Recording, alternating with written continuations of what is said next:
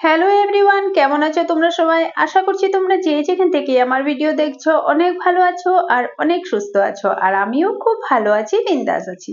তো আজ আবারও এসে গেলাম একটা রেসিপি ভিডিও নিয়ে। দেখে নিশ্চয়ই বুঝে গেছো যে কিসের রেসিপি শেয়ার করব। তো আজ আমি লাউ চিংড়ি রেসিপি তোমাদের সাথে শেয়ার করব।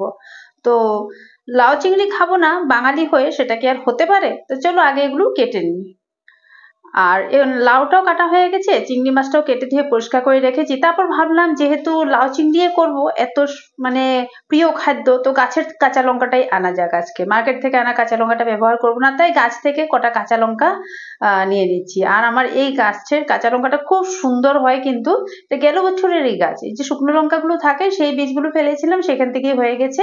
আর খুব সুন্দর কাঁচা লঙ্কা হয়, গন্ধটাও খুব ভালো। তো এখান থেকেই কটা কাঁচা লঙ্কা নিয়ে যাই লাউ চিংড়িটা করার জন্য। তো এই যে দেখো, এখানে আমি চিংড়িটাও ধুয়ে এই যে একটা চালনিতে রেখে দিয়েছি, ভালো করে বেছে ধুয়ে পরিষ্কার করে নিয়েছিলাম। আর লাউটাও কাটা হয়ে গেছে। তো এবার রান্নাটা শুরু করি। তো লাউ চিংড়ি বানানোর পদ্ধতিটা এক একজনের এক এক রকম। তো আমি কিভাবে বানাই সেটাই আমি তোমাদের সাথে শেয়ার করছি। তো আমি এখানে কড়াইয়ের মধ্যেই একটু নুন দিয়ে, তারপর একটু জল দিয়ে ভালো করে এগুলোকে চটকিয়ে নিচ্ছি। তারপর গ্যাসে বসিয়ে দিয়ে ঢাকা দিয়ে দিয়েছিলাম ঠিক 3 থেকে 4 মিনিট। 3 থেকে 4 মিনিটের মধ্যে কিন্তু এটা একদম সফট হয়ে যায়। আবার অনেকে কিভাবে রান্না করে, ওই তেলের মধ্যে একেবারে ফোড়ন দিয়ে চিংড়িটা ভেজে নেবে, চিংড়ি মাছটা ভেজে নিয়ে লাউটা দিয়ে বাস নাড়িয়ে চাড়িয়ে নেমে দেবে। সেটাও হতে পারে, একরকম স্বাদের হয়, বাট আমি সেটা খাইনি, দেখেছি বানাতে। বাট আমি যেভাবে করি সেটাই আমি তোমাদের সাথে শেয়ার করছি। তো লাউটা সেখানে সেদ্ধ হয়ে গেছিল ভালো করে। তো এখানে আমি ফোড়নে একটু কালো জিরে, শুকনো লঙ্কা, তেজপাতা দিয়ে চিংড়ি মাছটা দিয়ে ভালো করে ভেজে নিচ্ছি। চিংড়ি মাছটা যখন লাল লাল করে ভাজা হয়ে যাবে, তারপরে এখানে আমি এখন একটু নুন আর একটু হলুদের গুঁড়ো আর একটু জিরের গুঁড়ো সামান্য দিয়ে দিচ্ছি। তোমরা চাইলে এখানে আদা আর জিরা বাটাটাও ব্যবহার করতে পারো। আর আমি এখানে আদাটার ব্যবহার করলাম না, শুধু জিরের গুঁড়ো সামান্য পরিমাণে দিয়েছি। আর এই রান্নাটার মধ্যে অনেক মশলা কিন্তু ভালো লাগে না, একদম সিম্পল, খুব ভালো লাগে খেতে। এবার যে কাঁচা লঙ্কাটা এনেছিলাম সেটাও আমি কেটে কেটে দিয়ে দিয়েছি। আর একটা কাঁচা লঙ্কা আমি রেখে দিয়েছি অন্য কিছুতে ইউজ করবো বলে। এবার যে লাউটা আগে থেকে সেদ্ধ করে রেখেছিলাম সেটাও আমি এখানে দিয়ে দেবো। আর চিংড়ি মাছ ভাজার সময় কিন্তু আমি এক্সট্রা করে নুন ব্যবহার করিনি, কেননা লাউটা সেদ্ধ করার সময় আমি অলরেডি নুন দেওয়াই ছিল। তারপর ভালো করে এটাকে একটু আর নাড়াচাড়া করে নেব আবারও।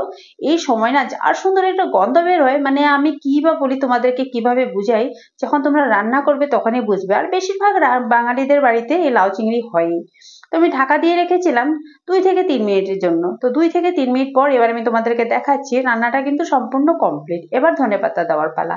তো ধনেপাতা দিয়ে দিলাম। আর এই সিজনে এই যে লাউ, কচি কচি লাউ চিংড়ি মাছ দিয়ে ধনেপাতা দিয়ে, উফ কি দারুণ লাগে, কি বলবো, খুবই ভালো লাগে। তো যাই হোক, রান্নাটা আমার কমপ্লিট হয়ে গেছে। এবার কড়াইতেই আছে, গ্যাসটা অফ করে দিয়েছি। এবার আমি একটা বাটিতে নিয়ে একটা সাইডে রেখে দেবো। আশা করছি ভিডিওটা তোমাদের কাছে ভালোই লাগবে। আবার ওই কড়াইটা ধুয়ে আমি আবার বসিয়ে দিলাম। তো চিংড়ি মাছটা যে করেছি সেটা তো আর ছেলে মেয়ে মনে হয় মেয়ে তো খাবেই না, ছেলে খেলেও একটুখানি খাবে। তাই ভাবলাম একটু পনির বানিয়ে দিই মেয়ের জন্য বিশেষ করে। তো পনিরটাকে আগে আমি একটু কর্নফ্লাওয়ার আর গোলমরিচের গুঁড়ো, নুন, হলুদ দিয়ে ভালো করে মেখে নিয়ে তেলে ভেজে নিচ্ছি। আর যে এখন নতুন নতুন ছোট ছোট আলুগুলো এসেছে মার্কেটে, সেই আলুগুলো আমি আগে থেকেই সেদ্ধ করে নিয়েছি, সেদ্ধ করে খোসাটা ছাড়িয়ে রেডি করে রেখেছি। আর এই যে ছোট ছোট আলুগুলো, এগুলো আমি এখন এই যে তেলে দিয়ে দেব। আর এই পনিরের রান্নাটাও কিন্তু খুব সিম্পল। আর অনেক মানে বেশি খিচিবিচি করে রান্না করাটা সবসময় ভালো লাগে না, অনেক বেশি মশলাপাতি ব্যবহার করে। আর এখানেও আমি অনেক বেশি মশলা দেবো না যে সেটা না, দেবো, বাট অনেক বেশি না। তো এখানে আলু যেগুলো একটু বড় বড় ছিল সেগুলো আমি একটু মিডলে কেটে কেটে দিচ্ছি। আর আগেও কেটে নেওয়া মানে যেত, বাট আগে আমি আর কাটিনি। আর যেহেতু আমি খুব তাড়াতাড়ি আজকে রান্না বান্না করছি, এমনিতে আমার লেট হয়ে গেছে আজকে। তো এখানে স্বাদ অনুযায়ী আমি নুন দিয়ে দিলাম। আর পরিমাণ মতন একটু হলুদের গুঁড়ো দিয়ে দিলাম। ভালো করে নাড়িয়ে নেব। এবার একটা মশলা আমি আগে থেকে রেডি করে রেখেছিলাম। এখানে আছে আদা, রসুন, পেঁয়াজ আর কাঁচা লঙ্কা। বাস এই কয়েকটা জিনিস আমি ভালো করে একটু পেস্ট করে নিয়েছি। এবার কড়াইতে এই আলুর মধ্যে এটা ঢেলে দিয়েছি। ভালো করে এটাকে এবার মিশিয়ে নেব। আর একদম কষিয়ে নিতে হবে, কিন্তু ভালো করে কষিয়ে নিলেই তরকারিটার স্বাদ হবে। কষানোটা যত ভালো হবে রান্নাটা খেতে অতটাই ভালো লাগবে। ওই যে একটা লঙ্কা, লাউ চিংড়িতে 5টা লঙ্কা এনেছিলাম, 4টা দিয়েছি, একটা ছিল, সেই একটা এখন এখানে দিলাম। দিয়েছি 1 চামচ এখানে সবজি মশলা পাউডার আর 1 চামচ কাশ্মীরি রেড চিলি পাউডার। সবজি মশলা পাউডারটা খুব সুন্দর একটা গন্ধ হবে। আর কাশ্মীরি রেড চিলি পাউডারটা দিয়েছি, কেননা এটা আমি শুধু কাঁচা লঙ্কা দিয়ে করছি, অত একটা ঝাল হবে না। কাশ্মীরি রেড চিলি পাউডার দিলে একটু কালারটা সুন্দর হবে। যে জারে মশলাটা পেস্ট করেছিলাম সেখানে একটু জল নিয়ে দিয়ে দিলাম। তারপরে একটু সময় এটাকে ফুটতে দেবো, যেহেতু আলুটা আগে থেকে আমার সেদ্ধ করাই ছিল, তো একটু সময় এটাকে ফুটতে দিলেই হয়ে যাবে। যে পনিরটা ভেজে রেখেছিলাম সেই পনিরটা দিয়েও আবার একটু ফুটিয়ে নেব। তারপর এখানে আমি দিয়ে দেবো ধনেপাতা। আর রান্নাটা কিন্তু এখন মোটামুটি আমার কমপ্লিট হয়ে গেছে। আর দারুণ হয়েছিল খেতে। ভাত দিয়ে যতটুকুই ভালো লাগে না লাগে, কিন্তু রুটি দিয়ে তরকারিটা কিন্তু দারুণ লাগে খেতে। রান্নাটা দেখো আমার কমপ্লিট হয়ে গেছে। কালকে আমি লোটে মাছের ঝাল করেছিলাম, সেই আমার তরকারিটা রয়েই গেছে, অনেকখানি রয়ে গেছে। আর সকালে আমি একটু চানা তরকারি করেছিলাম ব্রেকফাস্টের জন্য, সেখানেও একটু রয়ে গেছে। আর এখন দুপুরবেলা করেছি আমি যে লাউ চিংড়ি আর এই যে পনির। এই পনিরটা তুমি দেখতে পাচ্ছ কি সুন্দর হয়েছে। আর এটা কিন্তু রুটি দিয়ে বা লুচি দিয়ে খুব ভালো লাগে খেতে। তো আমি তো দুপুরে ভাতের জন্য করছি, আর আমি একটু সাইড করে রেখেও দেবো, কেন আমার বাচ্চারা তো রাতেবেলা রুটি খায়, তো ওদেরকে আমি রুটির সাথে দিতে পারবো।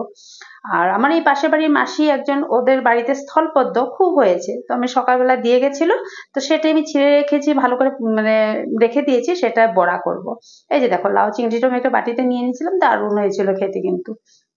এই যে স্থলপদ্মটা নিয়েছি, ব্যাটারটা রেডি করেছি, যখন ভাত খাবো তার একটু আগে ভেজে নেব। আর ওই যে লাউ চিংড়ি করার সময় একটু চিংড়ি আলাদা করে রেখে দিয়েছি। আমাদের বাঙালিদের ধর্ম, মাছটা যত কিছুই মাছ রান্না করি না করি একটু ভাজা তো খেতেই হবে, তাই চিংড়ি মাছটা রেখে দিয়েছি, খাওয়ার আগে একটু ভাজা করে নেব। আর এখানে এই যে সকালে চানা তরকারি করেছিলাম ব্রেকফাস্টের জন্য, সেটাও রয়ে গেছে, সেটাও খাওয়া যাবে। আর লোটে মাছটা ফ্রিজে আছে, সেটা এখনো বের করিনি, পরে বের করে একটু গরম করে নেব।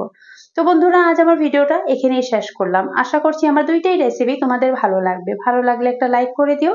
আবারও দেখা হচ্ছে পরবর্তী ভিডিওতে। ভালো থেকো, সুস্থ থেকো, tata bye bye, take care.